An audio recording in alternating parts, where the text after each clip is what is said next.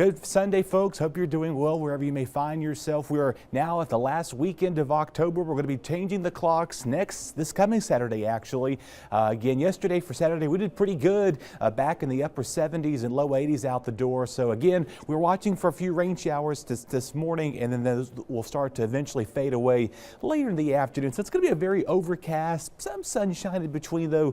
Cooler Sunday. We're going to kind of go from a cool to warm head start, and believe it or not, we're watching the tropics. There's another little disturbance out in the Caribbean Sea we're keeping a close eye on, but right now doesn't pose a threat to the United States. And of course, Christy is still out in the Pacific Ocean, eventually fizzling out by the end of tomorrow morning. 50s and 60s out the door, a couple of degrees cooler and warmer depending on where you are, with the exception of Jacksonville, where you're about 7 degrees warmer. Usually they're a little bit warmer down there because you're further down to the coastline. Here's Christy out in the Pacific Ocean, and I mentioned to you about tonight, this thing's going to be ending as a fish storm, and of course that was a Category 5 storm just a couple of days ago, and again it's starting to weaken and quiet on down as well. All right, the Caribbean Sea is where we're going to start paying attention to over the coming weeks, because that's where we typically see the development this time of year. Right now it's at a 30% chance here. If anything does get forming, we probably won't be seeing any formation probably till that mid to late week. Patty is the next name up on the list. We'll keep an eye on that, see if it does form over the coming days. But of course today, though, we're quiet with those winds out of the northeast here. Those are going to be our theme here for the majority of today and going into tomorrow morning too.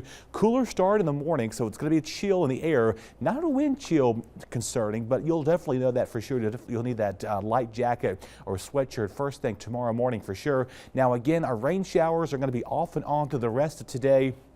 Very, very light rain. Of course, right around sunrise this morning, we did see a few showers, and of course, those were just very light and steady out there as well. By tonight, things clear out with the exception of the coast. You're still dealing with some light to mist and drizzling until about midnight, and then we all go quiet until about 4 or 5 o'clock. But we wake up in the mid-40s tomorrow morning, so a little bit cooler once again, and then we'll start to see those 50s become mid to upper 60s in the afternoon. So again, we're going to struggle to hit 70 tomorrow, but I do think most of us will eventually get to 70 if you're lucky.